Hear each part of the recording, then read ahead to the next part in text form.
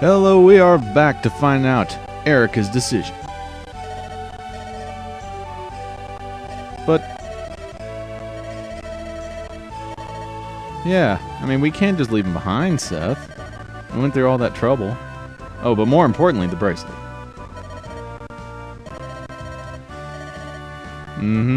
Let's hear more about your bracelet memories. Plot point, plot point.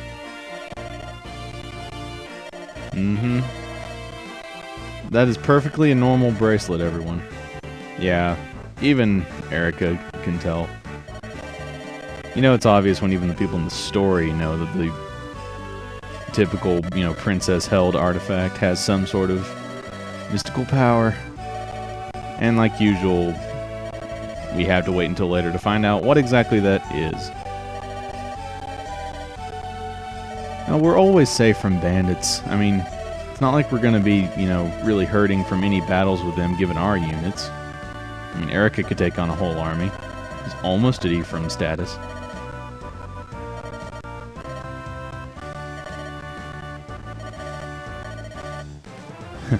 I like that line. It's pretty epic. But we're not going to go immediately. We're going to have another cutscene here where the villains... Yeah, we get to see the villain's point of view. And hey! That's that lady. And a couple of other guys we've never seen. And her name is Selena. Yep. So that's why she was over in that village.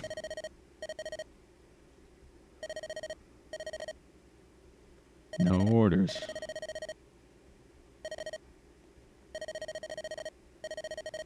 Well, yeah, I'd be kind of curious myself.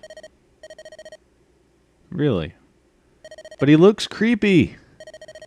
He has to love violence if he looks creepy. Oh, now they're going to complain about promotions. What is this, around a water cooler or something? Well, I would say not if he didn't like violence and then suddenly did all this. But, yeah. They're at a moral crossroads. Man, that guy on the far left, he looks awesome. I mean, they all look awesome, but... Hey! Hey, he's talking! Okay, now look... I've noticed this about Vigard. Look at his eyes. The way that, his eyes are separated there, it looks like, I don't know, the dark side could be his pupils, or the white side. So he's got, bizarre, inverse color eyes. I mean, just look at it. It looks like it could be either way, but if the dark side is his pupils, then he's, staring right at you the whole time, which is even creepier. I'm telling you. But anyway. And now they have 3 new guys, huh? Gonna be working alongside the generals. Ooh. Oh boy, that's not good. Wow. Yeah. This guy is totally not evil, audience. Not evil. Yeah. Definitely not evil.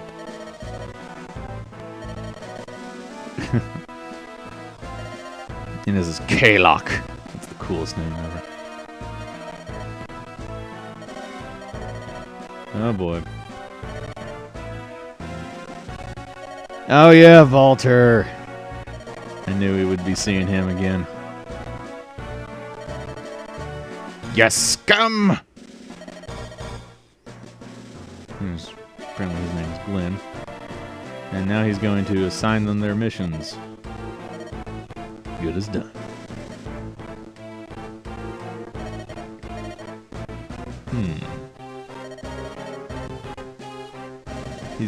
He's not evil, okay? I know what you guys are thinking, but he's not evil. Walter's evil, though. Walter's totally evil.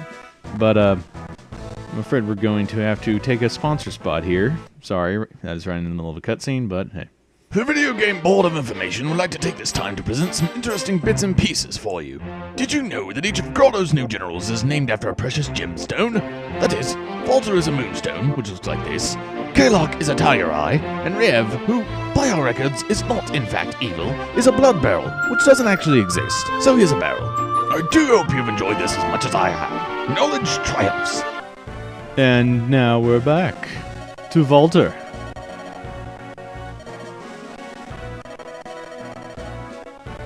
Oh boy. Uh-oh. Ah, what am I worried about? I'm just like them earlier. I am not worried about Ephraim at all. You'll see what I mean eventually. And let's see. Ancient horrors. What the heck? Doesn't sound good. Okay, now that we're back on the map, I would like to take this time to go over a few things that I kind of either skipped over or missed or didn't explain in full earlier. Okay, first of all, there's a few weapons in the armory. I said I was going to go over the weapons, but I didn't go over all of them. So, let's see. There's not that much to go over, but yeah, so I already went over, you know, iron and slim swords. Iron and slim lances, you know, same difference. The general difference between swords and lances is that lances are heavier and swords are lighter, but swords do less damage, so that's just basically that. And also they have javelins, which, as you can see, are considerably heavier than even the iron lance, which I always thought was kind of funny because like that's the throwable weapon, and yet it's heavier than the one that you just poke at people with. Whatever.